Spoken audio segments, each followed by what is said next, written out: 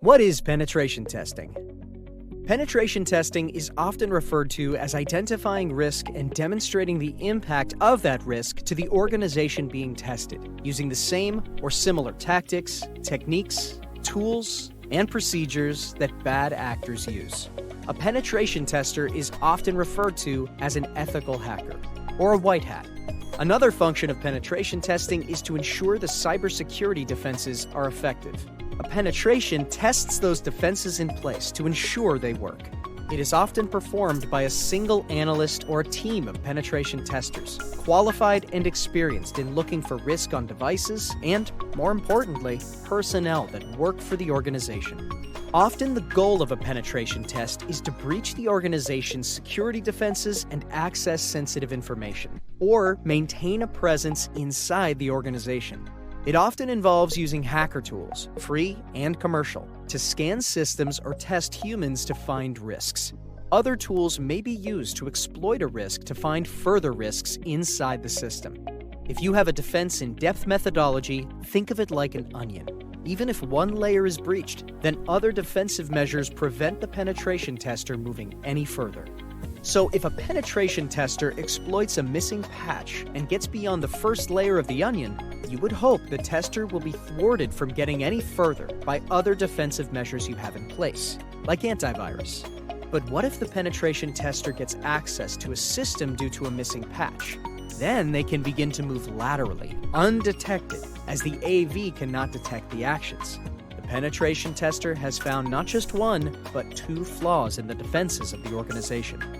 Typical penetration testing is a one-off. It can have specific components and follows a framework that makes the attacks and results a repeatable process.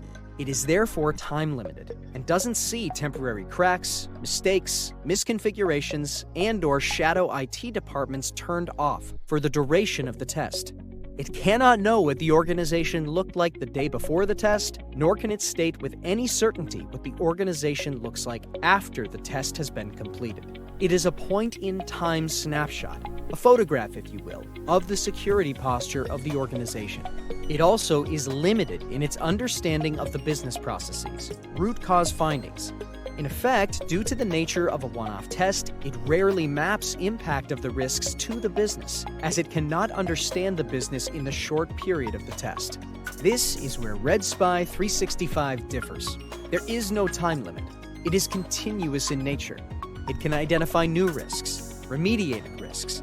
It can map to business processes and root cause failures, as it is designed from the ground up to be a movie, adapting to the ever-changing threat landscape, reporting to the analyst new attack paths opening up, and providing actionable intelligence as soon as it is available. Red Spy 365 still follows and uses the same tools as the hackers. It can just use them in a unique automated workflow way that alerts the analyst to changes that may impact risk in real time. A penetration test often is broken down into an external, internal, social engineering, and web application test. Red Spy 365 covers all of these, based on the Core or Core Plus model.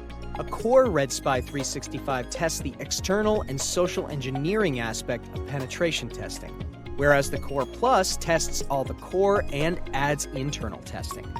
A penetration tester must also be up to date of new tactics the bad actors are using. Red Spy 365 can integrate Intel 471 closed-source threat feed that not only can automatically map risk to what the bad actors are doing, giving the client real insight into what the bad actors are doing with the newly identified risks and allow the client to prioritize accordingly, but to understand the TTPs of the bad actors. Penetration testing is often the cornerstone of every regulatory compliance. It is a bottom-up approach. It doesn't care what governance, risk, and compliance, GRC, you say you have in place, or what technology you say you have in place. It looks at your organization as what it is, not what you say it is. When we identify a technical failure in a penetration test, it often has a root cause or control object failure, perhaps a poorly implemented policy or procedure.